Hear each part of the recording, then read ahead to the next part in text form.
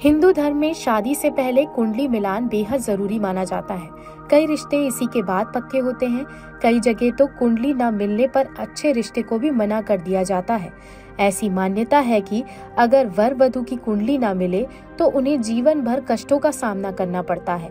लेकिन आज के दौर में जब लव मैरिज का प्रचलन बढ़ रहा है और लोग अपनी इच्छा से अपना पार्टनर चुन रहे हैं, तो ऐसे में कुंडली ना मिलने के कारण कोई अपना पार्टनर को खोना नहीं चाहता।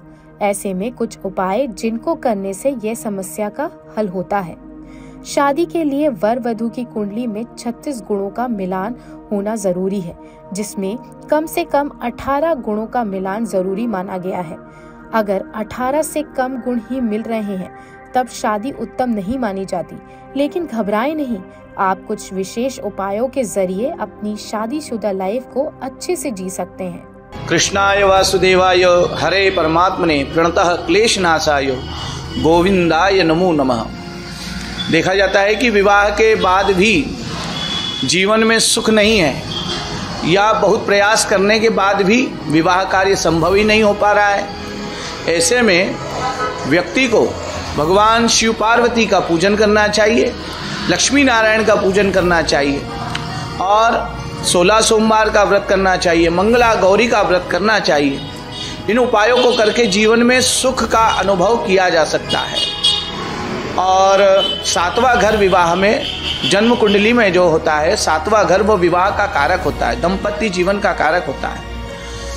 7वें घर के अनुसार शुक्र विवाह का कारक है, तो शुक्र से संबंधित जो रत्नों को धारण करना चाहिए, जैसे ओपेल है, हीरा है, सफ़ेद नीलम है, सफ़ेद हकीक है, इस प्रकार से यह चांदी के अंदर धारण करना चाहिए।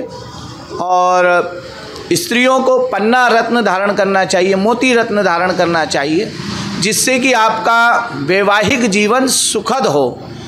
तालमेल बना करके चलने से ही वैवाहिक जीवन सुखद हो सकता है। और ये तालमेल बने, इसके कारक ग्रह होते हैं।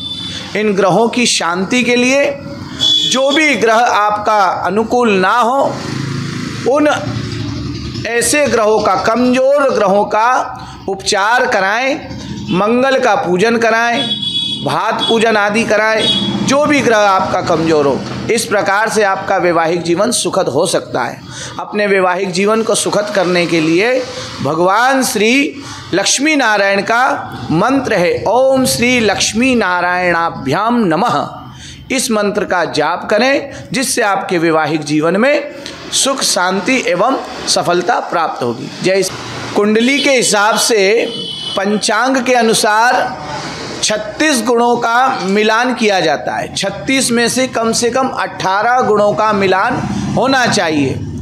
लेकिन जिनका विवाह हो गया हो और कुंडली मिलान नहीं हो पाई हो, गुण मिलान नहीं हो पाए हों, लेकिन अब वैवाहिक जीवन तो आगे अच्छे से चलाना ही है, इसलिए हमें यह चाहिए कि अब जो गुण मिल गए हैं उसके अनुसार हमें लक्ष्मी नारायण का पूजन करना ही सर्वश्रेष्ठ है।